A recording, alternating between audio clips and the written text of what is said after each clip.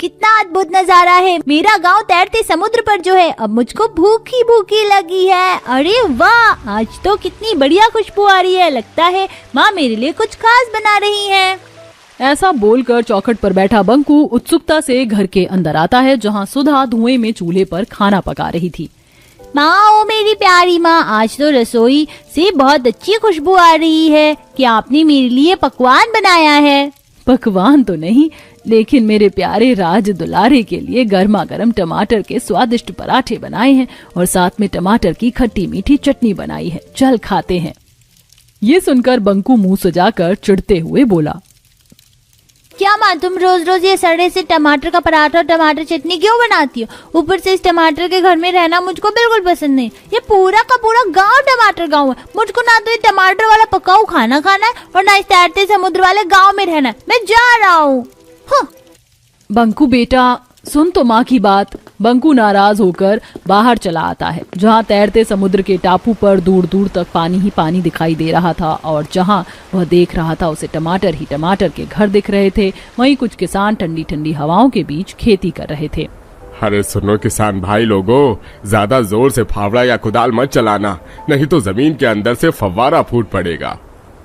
काका, हमें इस बात का एहसास है कि हमारा गांव तैरते समुद्र पर बसा है। वैसे इस तैरते समुद्र पर ठंड में खेती करके सारा शरीर ठंड से सुन्न पड़ गया है। इंसान का जीना खाना कितना कठिन है। तभी सुधा प्लेट में पराठा और चटनी डालकर बाहर लाती है।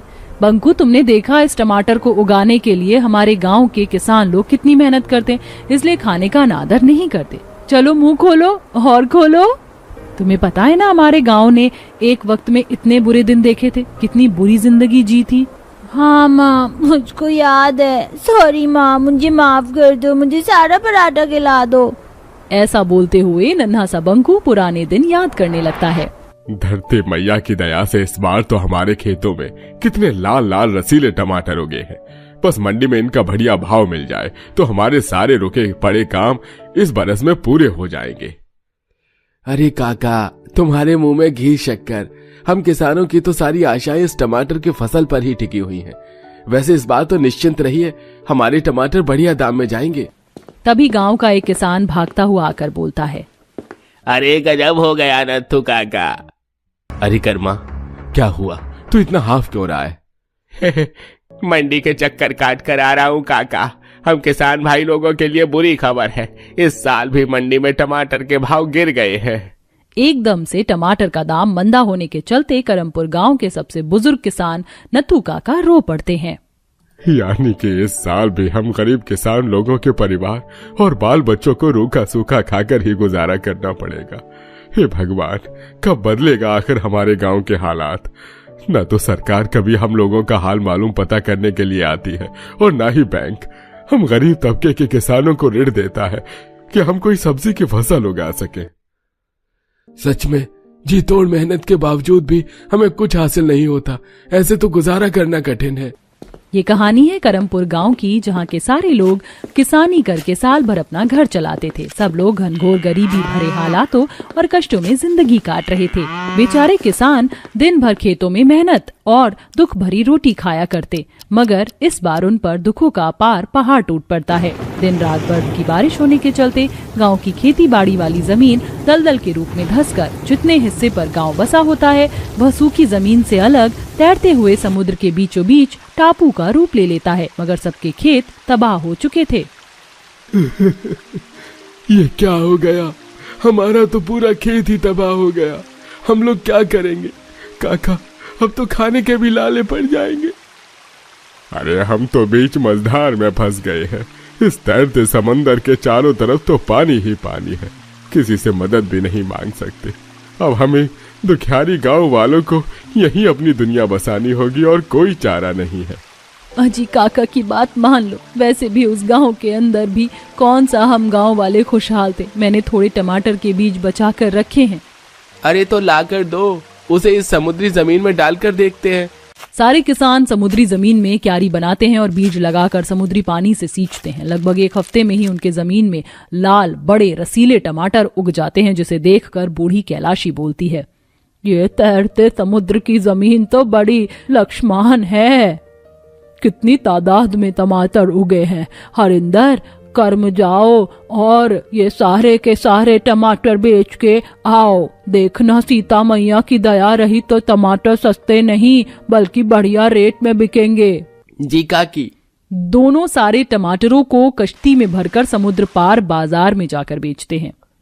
ये लग गया माल के मंदे टमाटर ले लो। टमाटर ताजा रसीले बढ़िया समुद्री टमाटर।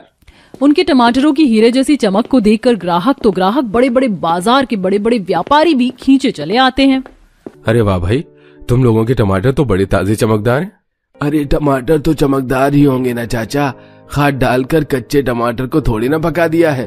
तैरते समुद्र पर कड़ी मेहनत से खेती करते हैं हम। इस टमाटर को खरीद लो, सोने के भाव बेचोगे तो ग्राहक खुशी से खरीदेंगे। व्यापारी खुशी खुशी दोनों को टमाटर के बदले मुंह मांगे दाम देकर सारे टमाटर खरीद लेता है। धीरे धीरे उनके टमाटर की मांग बढ़ने लगी और बाजार में उन्हें अच्छी कीमत मिलने लगी। गांव वालों की जिंदगी में खुशहाली लौट आती है। पर कहते हैं ना, हर चीज का फायदा है तो अपना नुकसान भी। तैरते समुद्र की जमीन पर टमाटर के अलावा साग सब्जी की खेती नहीं हो पाती। इस कारण गांव के लोगों को टमाटर का ही सेवन साल के 365 दिन करना पड़ता था, जिससे लोग अब ऊब चुके थे। हाजी तुम आ गए, खाना निकालूं? भूख नहीं है कैलाशी, रोज रोज टमाटर की चटनी रोटी पराठा खाकर मन उगता गया है। आलू के पराठे खाए और सरसों का साग खाए जमाना गुजर गया जैसे। अरे क्या बात है बंकू बेटा, ऐसे मुंह फुलाकर क्यों बैठा है? चल आजा रोटी खा ले।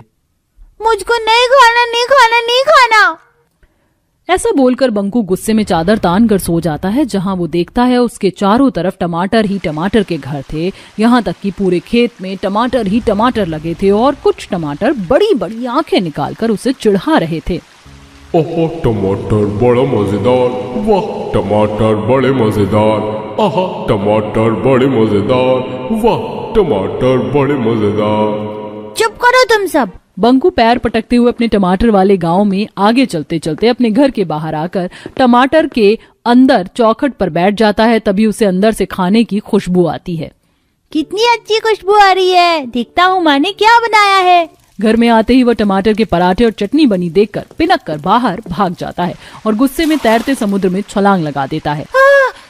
माँ मैं डूब रहा हूँ, बचाओ मुझे माँ। बंकू क्या हुआ तुझको? नहीं माँ, इस टमाटर गांव से चलो, मुझे इस गांव में और इस टमाटर घर में नहीं रहना है माँ। बंकू तो बिल्कुल सही सलामत है, तूने कोई बुरा ख्वाब देखा था। बंकू गहरी सांस भरते हुए चारों तरफ देखता है। वो खुद को एक साधारण घर में पाता है और वो पाता है टमाटर गांव उसका एक मनगढ़ंत ख्वाब होता है। रोहित तुम्हें पता है मेरा बर्थडे आने वाला है। इस बार मेरे बर्थडे की पार्टी बहुत अच्छे से होगी। देखना मेरे माता पिता मेरा बर्थडे सरप्राइज पार्टी की तरह रखेंगे। हाँ मुझे पता है तुम्हारा बर्थडे आने वाला है। भूल गए हो क्या? मेरा हैप्पी बर्थडे तुम्हारे दिन पर ही तो आता है और हो सका तो इस बार मेरा बर्थडे भी मनाया जाएगा। शिवांश इस बात पर जोर जोर से हंसने लगता है। कैसी बातें कर रहे हो? तुम्हारा बर्थडे? अरे तुम्हारा बर्थडे तो हर साल यूं ही निकल जाता है। तुम्हारे माता पिता कभी भी तुम्हारा बर्थडे नहीं मनाते। तुम्हें अफसोस तो बहुत होता होगा। नहीं ऐसी कोई बात नहीं, इस बार मेरे माता पिता मेरा बर्थडे मनाएंगे। शिवांश और रोहित थोड़ी देर खेलकर अपने अपने घर चले जाते हैं। रोहित अपने घर आने के बाद अपनी माँ और पिता से कहता है, माँ पिताजी क्या आपको पता है कि मेरा बर्थडे आने वाला है? हाँ हमें याद है बेटा, तुम्हारा बर्थडे आने वाला है। माँ इस बार मेरी बर्थडे पार्टी रखोगी ना? पता है शिवांश के माता पिता हर साल उसका बर्थडे बहुत अच्छे से बनाते हैं। मेरा बर्थडे भी अच्छे से बनाओगे ना आप दोनों? हाँ बेटा तुम चिंता मत करो, हम दोनों मिलकर मेहनत करेंगे और तुम्हारा बर्थडे अच्छे से मनाने की कोशिश करेंगे। चलो अब एक काम करो, मैंने तुम्हारे पसंद के दाल चावल बनाए हैं, ये खा लो। यशोदा रोहित को दाल चावल परोस कर देती है और रोहित खुश होकर दाल चावल खाता है। उधर डाइनिंग टेबल पर शिवांश अपनी अमीर माता पिता के साथ खाना खा रहा होता है। तभी उसके माता पिता आपस में बातें करने लगते हैं। मेरे बेटे शिवांश के 10th बर्थडे पर बहुत बड़ी पार्टी रखेंगे। वैसे मैंने मेहमानों की लिस्ट तैयार की हुई है। जितने भी मेहमान हैं सभी बहुत अमीर हैं और हमें थोड़ा एक्सपेंसिव खाना ऑर्डर करना होगा सभी के लिए। हाँ और डेकोरेशन वाले को भी कह देना। और हाँ मेरे बेटे के लिए सरप्राइज गिफ्ट भी स्पेशल होना चाहिए। बेटा बस ये बता दो कि तुम्हें केक कैसा चाहिए। माँ मुझे ऐसा केक चाहिए जो बहुत बड़ा हो, बहुत शानदार हो। आज तक ऐसा केक किसी ने देखा तक ना हो, खासकर मेरा गरीब दोस्त रोहित ने कभी ना देखा हो। उसका बर्थडे भी तो मेरे बर्थडे पर ही आता है। वो तो अपने बर्थडे में कभी मुझे बुलाता नहीं, लेकिन मैं उसे अपने बर्थडे पर बुलाऊंगा। ये गरीब लोगों को बुलाने की जरूरत नहीं है बेटा, अपने स्टैंडर्ड के दोस्त बुलाओ। सुमित अपने बेटे से कहता है और शिवांश इस बारे में सोचता है। खाना खाकर वो सभी अपने कमरों में सोने चले जाते हैं और इधर रोहित को नींद नहीं आती। वो ठंड में करवट लेकर सोने की कोशिश करता है। कितनी ठंड हो रही है, ऐसे में नींद नहीं आ रही है। घर में थोड़े से बिस्तर और होते तो शायद ठंड का गुजारा हो जाता। रोहित अपने मन में ये सब सोच रहा था कि तभी उसके माता पिता आपस में बातें करने लगते हैं। हमारा एक ही तो बेटा है और आज तक हमने उसका कभी भी बर्थडे सेलिब्रेट नहीं किया। हाँ बिल्कुल सही कह रहे हो, हमने कभी उसका बर्थडे नहीं मनाया। हमें उसका बर्थडे बनाना चाहिए, लेकिन हमारे पास तो इतने पैसे भी नहीं है। हम कैसे बनाएंगे उसका बर्थडे? हमें अब डबल मेहनत करनी होगी, क्योंकि जितना कमाते हैं वो सारा तो दुकान, मकान और राशन में ही खत्म हो जाता है। कुछ बचता ही नहीं हाथ में। मैं कल से कंपनी में ओवर टाइम लगाना शुरू कर दूंगी। थोड़ा पैसा एक्स्ट्रा मिलेगा तो मैं अपने बेटे का बर्थडे बना लूंगी। ये सारी बातें सुनकर रोहित मन में सोचता है, मेरे माता पिता कितने अच्छे मेरे बर्थडे को मनाने के लिए सोच रहे हैं, लेकिन मुझे अफसोस भी हो रहा है कि उन्हें मेरे लिए ज्यादा मेहनत करनी होगी। ऐसा सोचते हुए वो सो जाता है। अगले दिन जब सवेरा होता है तो रोहित बहुत खुश होकर अपने दोस्त शिवांश के पास जाता है। शिवांश ने एक बहुत सुंदर जैकेट पहनी होती है। अच्छा हुआ तुम आ गए, मैं तुम्हारा इंतजार कर रहा था। हाँ, माँ के साथ थोड़ा सा काम करवा रहा था। अच्छा ये देखो, ये जैकेट अच्छी लग रही है ना?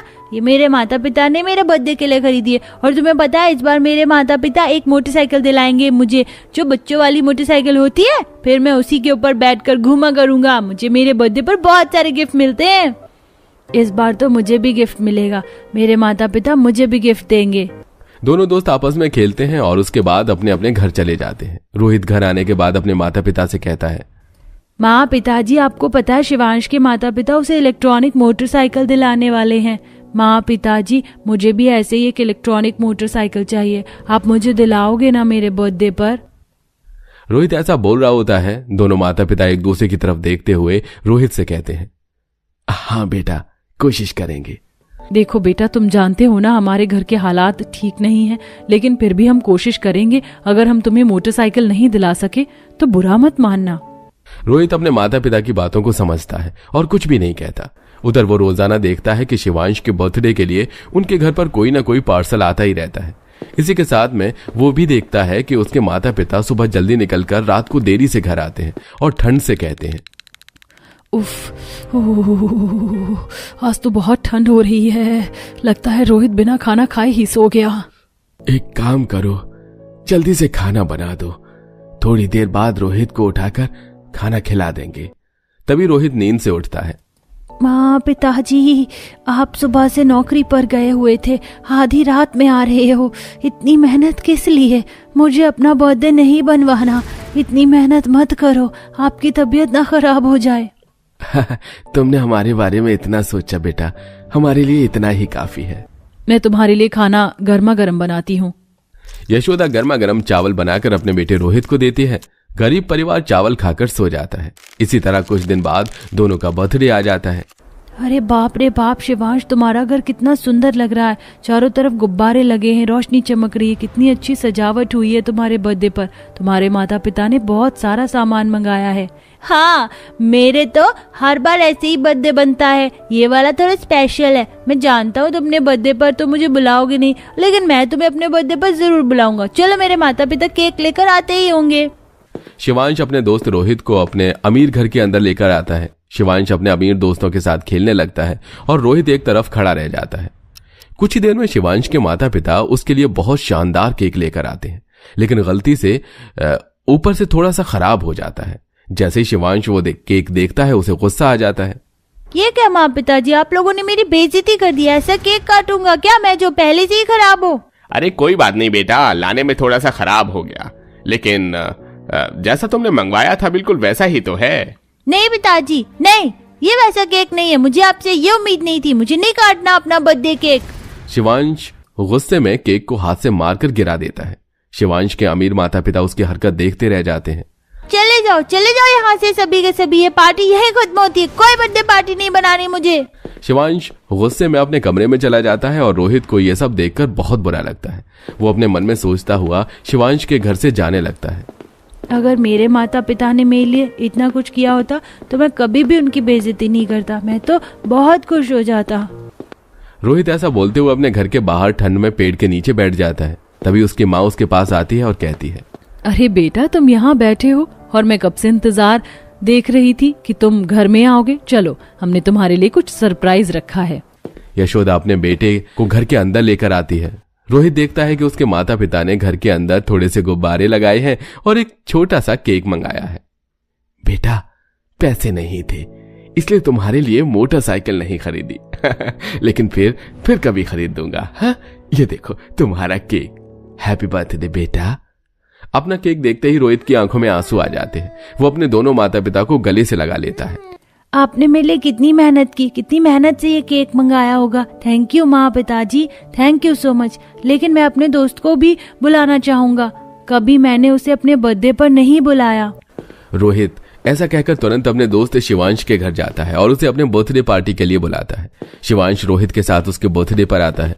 शिवांश भी देखता है कि छोटे से केक और हल्की सी सजावट में रोहित की खुशी का कोई ठिकाना नहीं था, जबकि उसके माता पिता ने तो उसके लिए बहुत कुछ किया था। इतना कुछ सामान खरीदा था उसके लिए। मुझे अपने माता पिता के साथ ऐसा नहीं करना चाहिए था। भले ही मैं अमीर हूँ तो मुझे जितना मिल रहा है उसमें खुश रहना चाहिए, जैसे मेरा दोस्त रोहित खुश रहता है। आज के बाद मैं रोहित को भी कभी अपनी अमीरी का घमंड नहीं दिखाऊंगा।